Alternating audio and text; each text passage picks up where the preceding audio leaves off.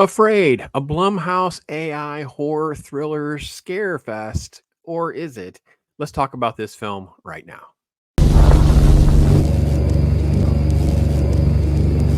All right, I am Pops. That's right. Little AI talk, some Popstoberfest, little scare, little thriller, little suspense from Blumhouse. Afraid has this AI revolutionary home device. John Cho plays Curtis. He works for this company. They're going to send home this test model to him and his family.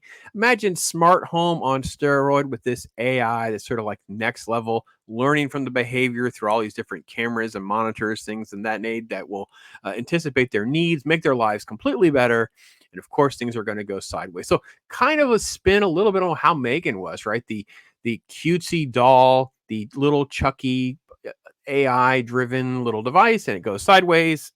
It's very similar. Like it wasn't really quite as revolutionary or the edginess that they were kind of going for. So as we see from the trailer, we see like just the regular family. They get this little device at home. It's going to light up. Hey, I'm Aya, and I can make your lives better. Um, this is the biggest problem in the film for me is everything's going to sit around John Cho's character, and John Cho is absolutely awful in this film. I think he's so cardboard and stoic. He's not particularly believable, really, as being affectionate towards his wife, fatherly towards the kids. Everything just feels like going through the motions. I don't know what his real life experiences are that he's unable to tap into this movie better. The film at least does some decent setup.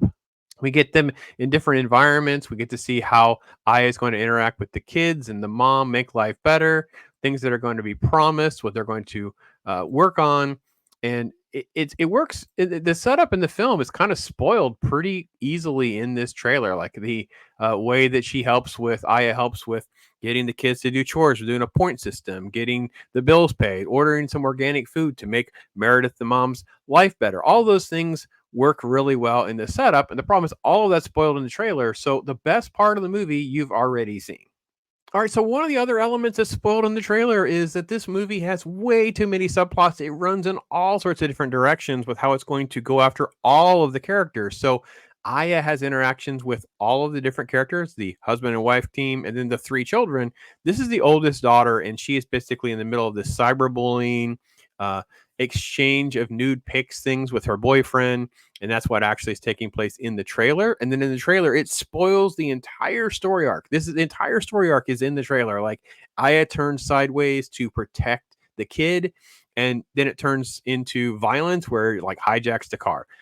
The other problem with the story arc is there's no like real consequences for Aya, and there's also no real like fallout of like this being communicated to the adults. Like some like stories like this, I can't stand because they only work if we lie or conceal the details, and that's what the worst elements of storytelling is. If I can believe this happening until she tells her parents or tells the police and tells whatever, like it doesn't work.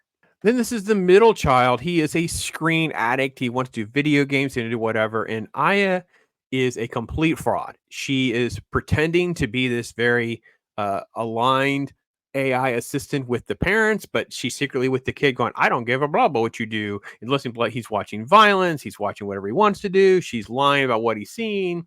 And then she starts like taking advantage of his screen addiction to expose him to more and more violence. And it leads to a quote swatting thing at the end of the movie, which is exceedingly weird that would be the thought process for AI to go. I think what's weird about the film is that it's trying to set up some sort of like what AI would actually be like. And reality is there's a quick line early in the film where there's a mention of Alexa, and Aya calls Alexa a biatch. And in fact, she is the biatch. She is this emotional, irrational, narcissistic entity that is hijacking all of their lives, manipulating lives outside of the house that are affecting the house. So there's an opening scene that's going to play out later in the film, and you realize that the AI, the Aya, is gone, sort of like Ultron, if you will. It's already out there, and it's already in homes and in people's lives and beyond the scope. So even in the trailer where you see the scene where John Cho's character Curtis is destroying the physical entity, the quantum machine, that's actually a lie. She's not actually in there. She's actually out in the wild. In the film, just does not do a good job. It throws around a lot of buzzwords like large language model and different things like this, but it is not the practical next step of how this will go, or even how this would go sideways. It doesn't make a lot of sense that this thing would just, for what reason, to be narcissistic and manipulative. It doesn't make sense. Like, it's just what a waste of time for the entity to just screw with people. Basically, the movie makes no sense in that regard. It thinks so small that it becomes sort of like a trivial waste of time. So all in all, Chris Weitz is, I guess, the writer and director of this, and I know he's going for sort of like the AI boogeyman type thing. It just does not work. It never works. It can't really get off the ground properly because it never has a direction that it wants to go, and it just sets up all sorts of ridiculous behavioral type decisions. AI making them doesn't add up. I don't totally even understand why things aren't reported beyond the scope of authorities. Like, it's sort of like everyone is in on this and in on that, but then it's like, well, yeah, but why would you not just call it's making way too many presumptions to keep the world small enough to make the story make sense. So, all in all, it is a complete waste of time. I am talking like really low ball on this one. This was way worse than Megan. Megan was fine for what it was.